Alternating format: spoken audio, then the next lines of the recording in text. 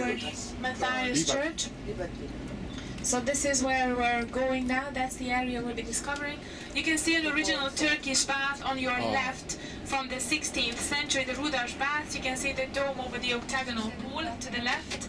And if you look straight ahead, you can see a small semicircular colonnade, in the middle of which there's a statue of a man holding out a cross as if he's calling the nation to convert into Christianity.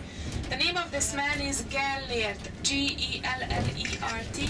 Bishop Gellert was one of the helpers of our first king, King Stephen, as he was converting our ancestors. They really liked the idea of being converted into Christianity.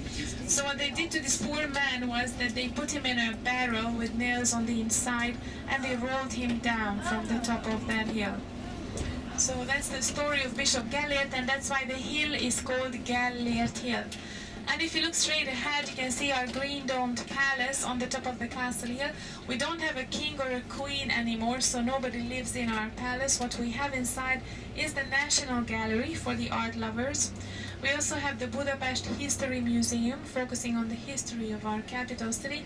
And we have the country's largest library in the palace. And now you can see some First World War soldier statues on your left. They're advertising an exhibition on the First World War. These statues are made of styrofoam, believe it or not. So they're a lot lighter than what they look. And you can also see the beautifully restored building complex of the Royal Bazaars to the left, with the zigzag line of stairs, beautiful gardens, an elevator, an escalator. So this is the Royal Bazaar to the left, and it has a little exhibition room, a conference room. They have restaurants, cafes, and during the weekends this area is pedestrianized, so they have different festivals and family programs during the weekends. And if you look straight ahead, you can see the chain bridge, ladies and gentlemen, the beautiful chain bridge, which is from the mid-19th century. It is a British design. Since we had no prior bridge building experience, we had to invite engineers from abroad, and they ended up coming from Britain, an Englishman called William Tierney Clark and a Scottish engineer called Adam Clark. They were the ones who came and helped us with our first permanent bridge.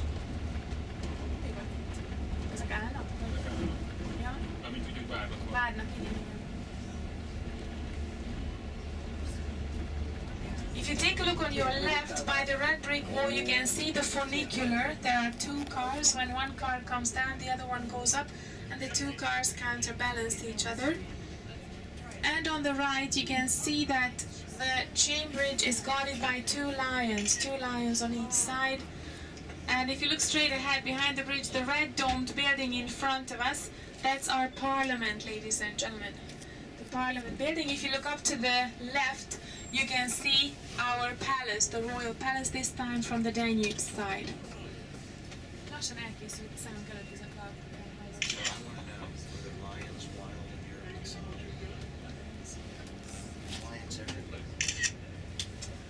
And there's a tunnel in front of us, the castle tunnel, and above the tunnel you can see a bird with its wings stretched out. This is again our mythic Turul bird, the bird that's the equivalent of the phoenix bird. And now we started making our way up on the top of the castle hill, which became the royal seat in the mid-13th century after the Tatar, the Mongol invasion. Our king at the time moved it up to this high place from where he could keep an eye on the invaders to come in the future. The golden ages were the 14th, 15th centuries, the age of Renaissance, when our country really flourished, especially during the reign of King Matthias his time. You can see his church tower in front of us, so I'll tell you more about him later on when we go inside this church. It's part of our tour.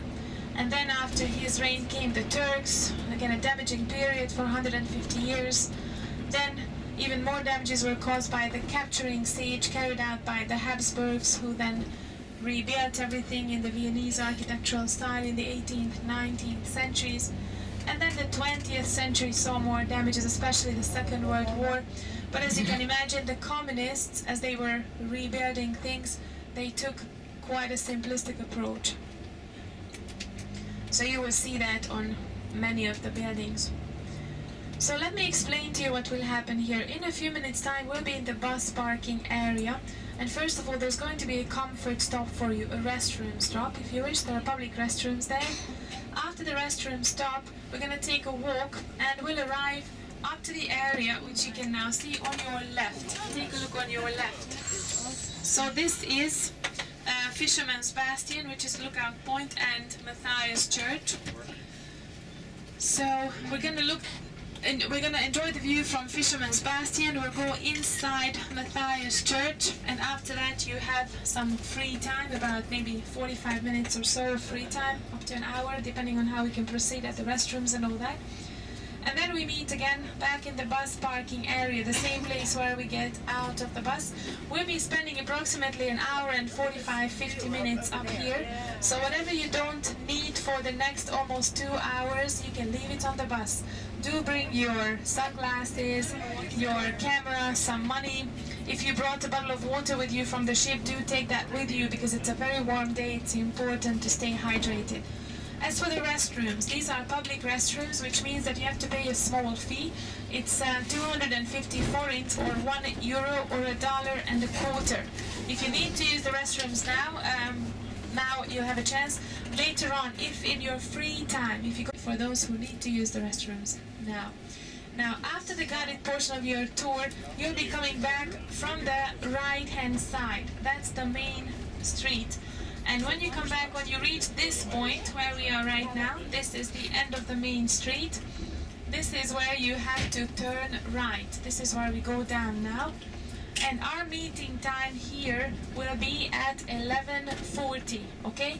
At 11:40 we meet back here. These are the public restrooms on your right-hand side. So this is where we're going. You can still make up your mind about whether you want to use the restrooms or not. I don't want to talk you out of it.